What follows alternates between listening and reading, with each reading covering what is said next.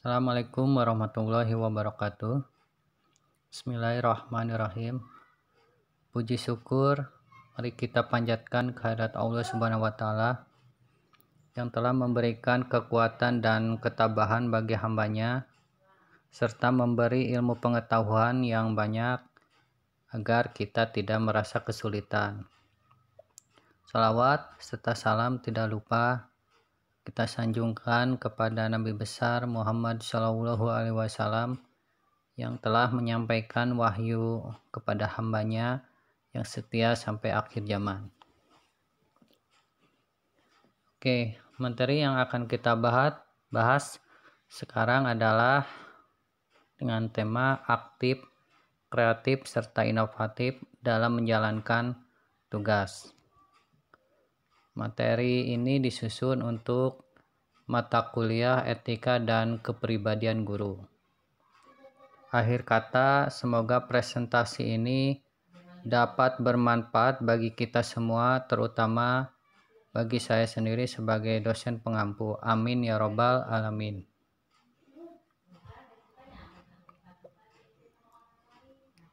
Dalam pembelajaran pada dasarnya adalah proses penambahan informasi dan kemampuan baru. Ketika kita berpikir informasi dan kemampuan apa yang harus dimiliki oleh siswa, maka pada saat itu juga kita semestinya berpikir strategi apa yang harus dilakukan agar semua itu dapat tercapai secara efektif dan efisien. Dikutip dari buku Wina, pembelajaran merupakan pusat kegiatan belajar mengajar yang terdiri atas guru dan siswa yang bermuara pada kematangan intelektual, kedewasaan emosional, ketinggian spiritual, kecakapan hidup, dan keagungan moral. Keberagaman model pembelajaran sangat diperlukan karena untuk memenuhi kebutuhan dalam variasi mengajar. Menurut Hamalik, dalam bukunya, strategi pembelajaran yang berpusat pada siswa adalah sebuah proses pembelajaran atau proses belajar mengajar yang berdasarkan kebutuhan dan minat siswa.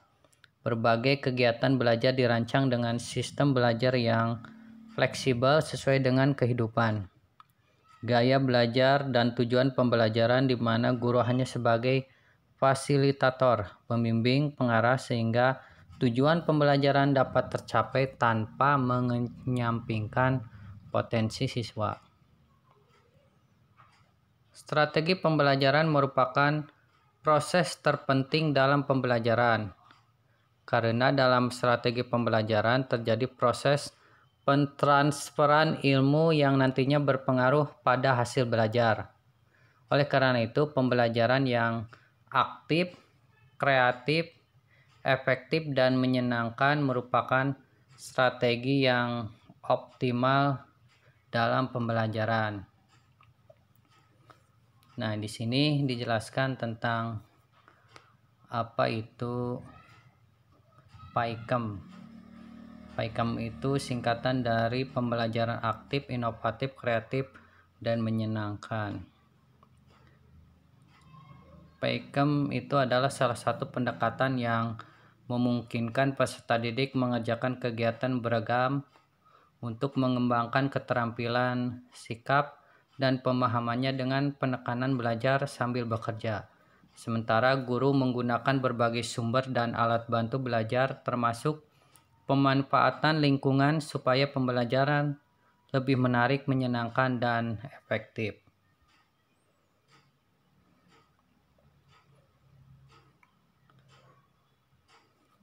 Dan next, selanjutnya di sini disebutkan tentang beberapa ciri-ciri pembelajaran PAIKEM. Ciri yang pertama itu adalah multimetode dan multimedia. Praktek dan bekerja dalam satu tim. Memanfaatkan lingkungan sekitar, dilakukan di dalam dan di luar kelas, serta multi aspek, yaitu logika, praktek, dan juga etika.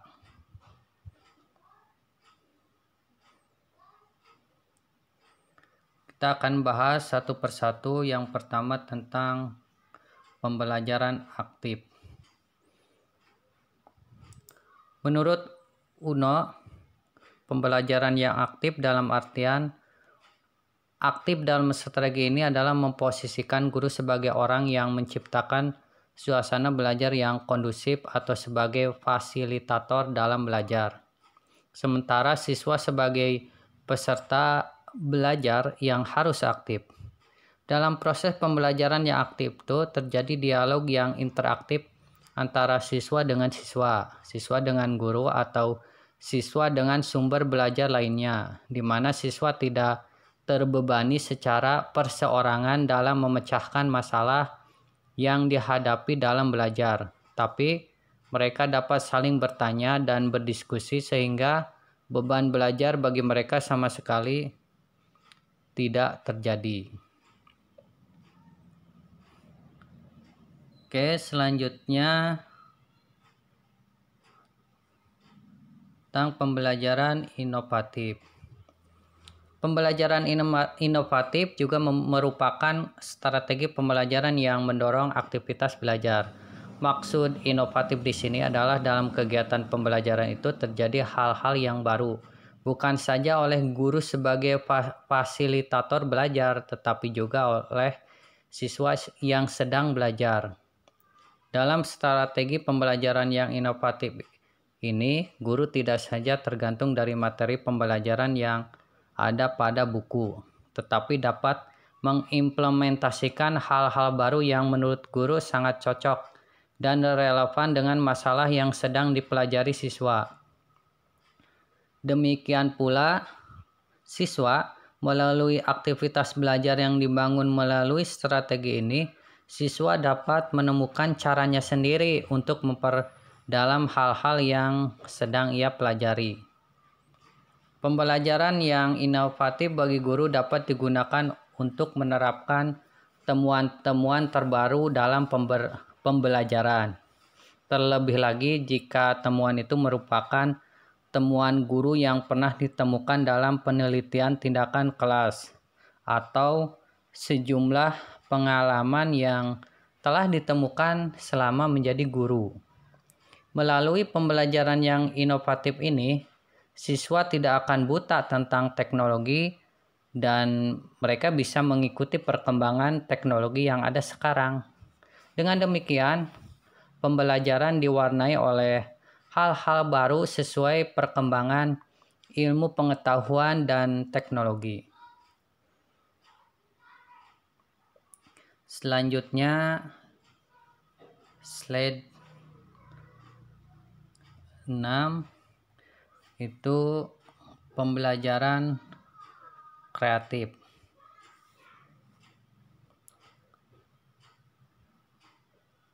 Dimaksud agar menciptakan kegiatan belajar yang beragam sehingga memenuhi berbagai tingkat kemampuan siswa.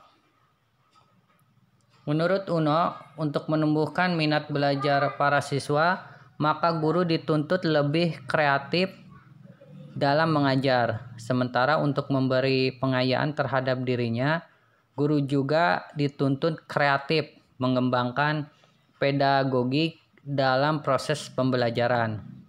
Kreatif bertujuan untuk mengembangkan kemampuan berpikir siswa, dan proses kreatif tersebut tentunya tidak akan dapat dilaksanakan tanpa adanya pengetahuan yang didapat melalui membaca, berbahasa, dan aspek-aspek lainnya.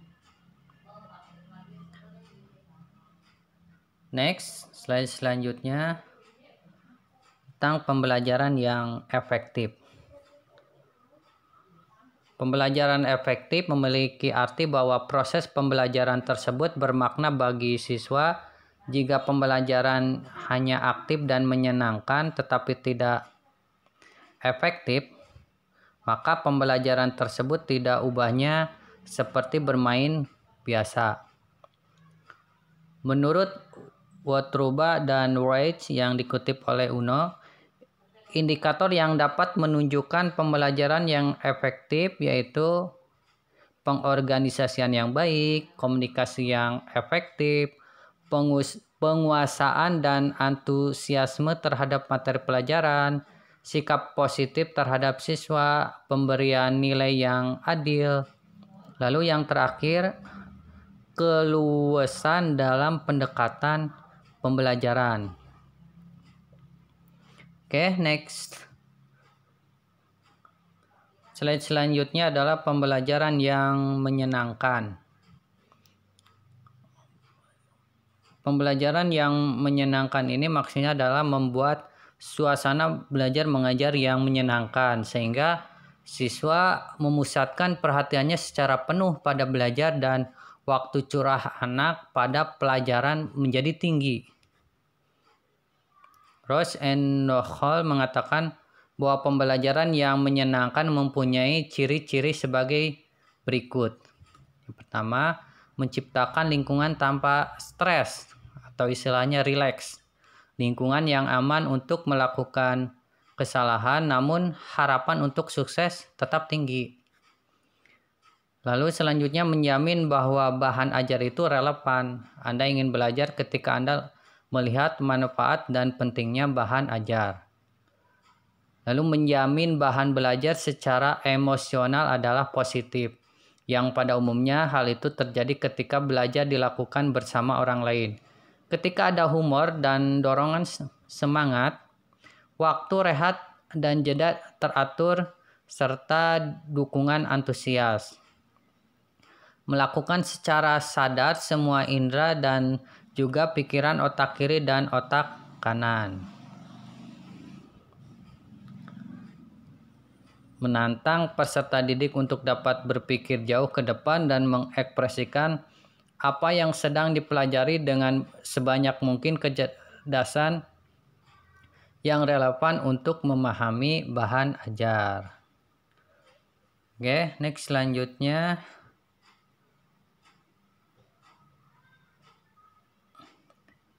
Slide 9 tentang proses pelaksanaan PAIKAM. Yang pertama adalah memahami sifat yang dimiliki oleh anak. Pada dasarnya, anak memiliki sifat rasa ingin tahu dan berimajinasi dan berkembang menjadi sikap berpikir kritis dan kreatif. Dan suasana pembelajaran di mana guru memuji anak karena hasil karyanya, guru mengajukan pertanyaan yang penantang, dan guru yang mendorong anak untuk melakukan percobaan merupakan pembelajaran yang diharapkan mampu mengembangkan kedua sifat di atas. Lalu mengenal anak secara perseorangan. Perbedaan individual pada siswa yang berasal dari lingkungan keluarga yang bervariasi dan memiliki kemampuan yang berbeda, dan kemampuan anak yang lebih dapat dimanfaatkan untuk membantu teman yang lemah, istilahnya tutor sebaya. Dengan mengenal kemampuan siswa, kita dapat membantunya sehingga hasil yang diharapkan anak itu bisa belajar secara optimal. Lalu memanfaatkan perilaku anak dalam pengorganisasian belajar. Sifat alami anak akan bermain secara berpasangan dan berkelompok dapat dimanfaatkan dalam pengorganisasian belajar. Dalam melakukan tugas atau membahas sesuatu, anak dapat melakukannya secara berpasangan atau dalam kelompok karena akan memudahkan anak untuk berinteraksi dan bertukar pikiran. Tapi anak perlu juga menyelesaikan tugas secara perorangan agar bakat individunya dapat berkembang. Lalu mengembangkan kemampuan berpikir kritis, kreatif, dan kemampuan memecahkan masalah. Bersikap kritis untuk menganalisis masalah dan kreatif untuk melahirkan alternatif pemecahan masalah. Kedua jenis berpikir tersebut berasal dari rasa ingin tahu dan imajinasi, dan tugas guru adalah mengembangkannya. Adalah salah satu cara untuk mengembangkan adalah dengan sering-sering memberikan tugas atau mengajukan pertanyaan secara terbuka. Pertanyaan yang bersifat analitis,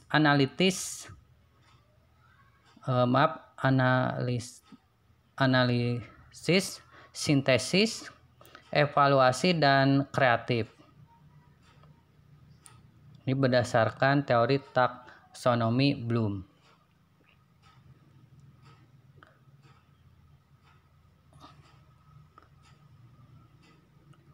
Lalu mengembangkan ruang kelas sebagai lingkungan belajar yang menarik. Hasil pekerjaan siswa sebaiknya dipajang untuk memenuhi ruang kelas. Diharapkan dapat memotivasi siswa untuk bekerja lebih baik dan menimbulkan inspirasi bagi siswa yang lainnya.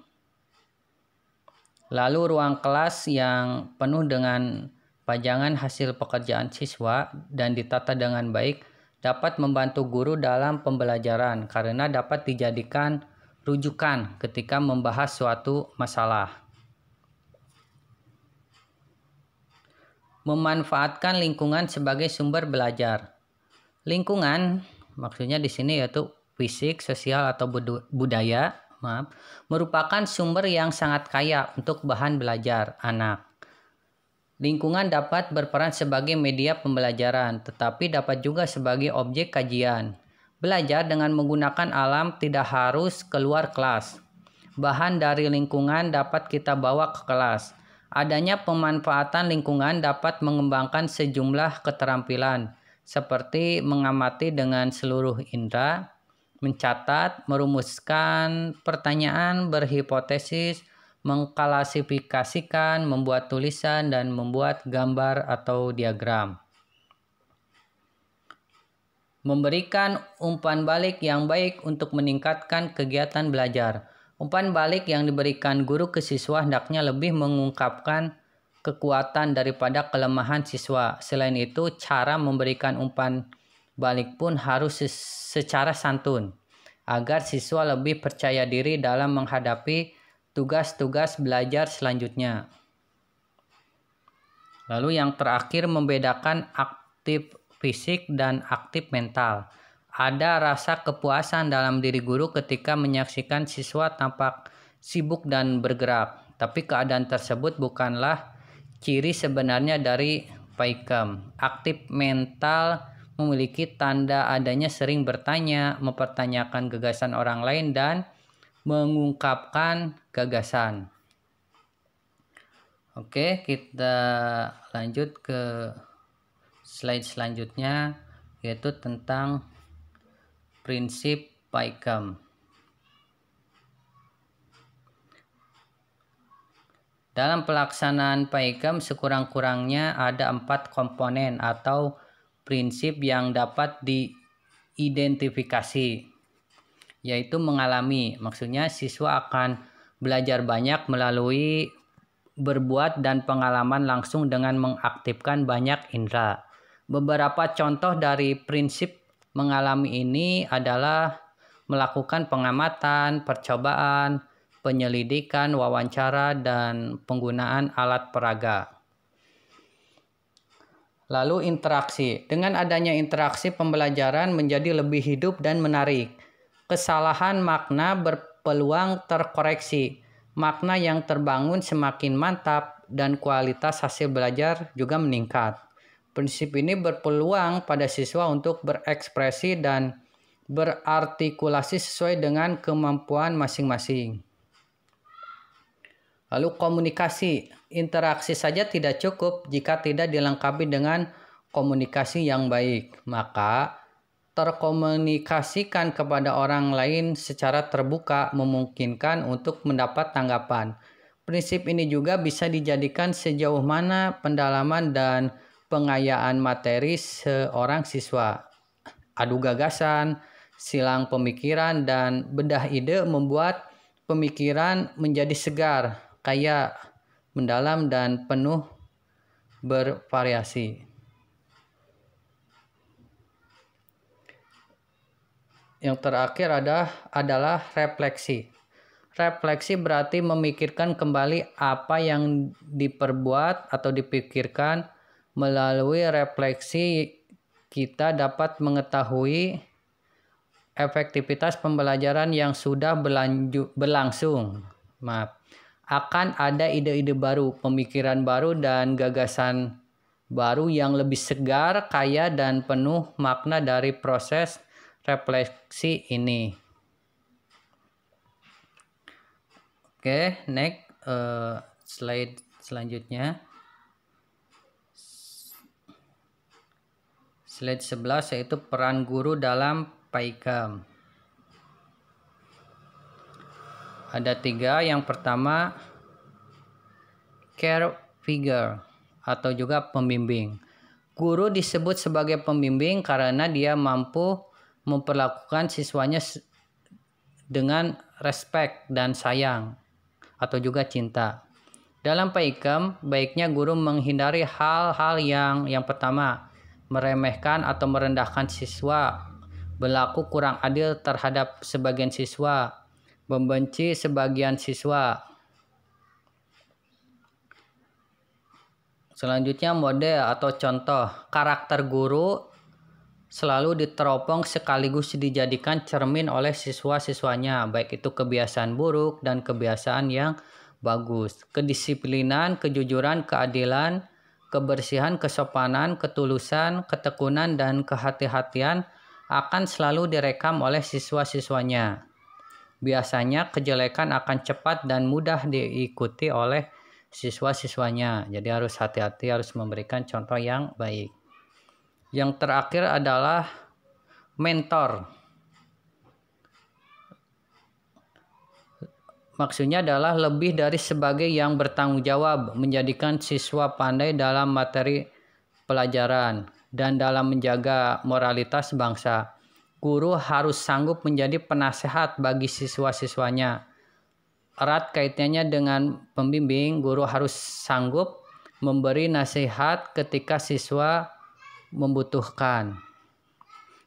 Oke, selanjutnya